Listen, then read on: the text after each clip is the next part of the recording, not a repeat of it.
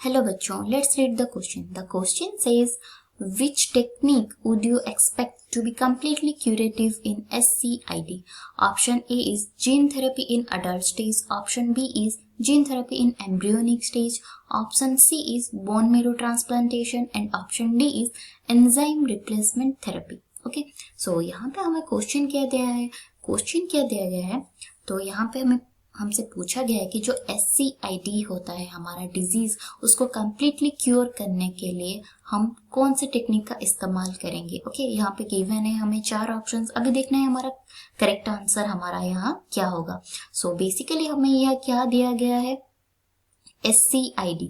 तो पहले हमें ये पता लगाना पड़ेगा कि SCID होता क्या है. ओके, सो SCID होता है हमारा एक जेनेटिक डिजीज. तो ये हो गया हमारा SCID. इसका हम अगर अभी पूरा नाम देखेंगे तो इसका पूरा नाम हो गया हमारा severe combined immuno deficiency. Okay, तो ये होता है हमारा एक जेनेटिक डिसऑर्डर और इसको हम बोल सकते हैं जेनेटिक डिफेक्ट. ओके, सो ये बेसिकली क्या करता है हमारे बॉडी में और ये डिसऑर्डर क्या करता है, ये डायरेक्ट इफेक्ट करता है हमारे जो टी सेल्स है उनके फंक्शन को ये इफेक्ट करता है. So it effects the functions of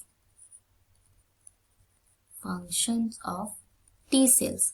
अभी ये जो टी सेल्स है वो तो हमें पता है कि ये जो हमारे बॉडी का इम्यून सिस्टम होता है उसका एक इम्पोर्टेंट हिस्सा होता है. ओके, जो कि पैथोजेंस को किल करता है. ओके, सो ये बेसिकली SCID होने से हमारे ये टी सेल्स फेल हो जाते हैं फंक्शन करने के लिए.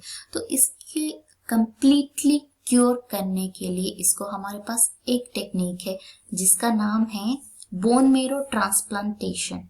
ओके, तो यहाँ पे हमारा आंसर होता है option C, bone marrow transplantation. ये आ गया हमारा bone marrow transplantation. Okay, so ये टेक्निक में होता क्या बेसिकली, अभी हमें पता है बोन मैरो में हमारे क्या होते हैं, नए स्टेम सेल्स बनते हैं. ओके, बोन मैरो में हमारे स्टेम सेल्स प्रेजेंट होते हैं और ये इस टाइप के सेल्स होते हैं जो कि कोई भी यूनिक और डेवलप सेल में कन्वर्ट हो सकते हैं. ओके, तो इसको हम बोलते हैं स्टेम सेल्स. तो अगर हमारा पूरा बोन मैरो ट्रांसप्लांटेशन कर दिया जाएगा तो उसमें नए स्टेम सेल्स आएंगे.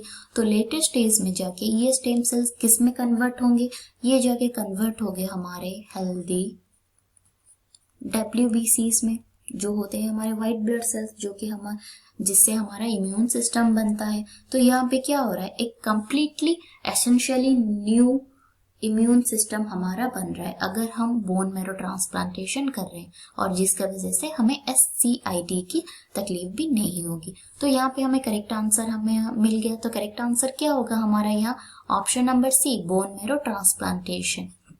And I hope you understood it well. All the best.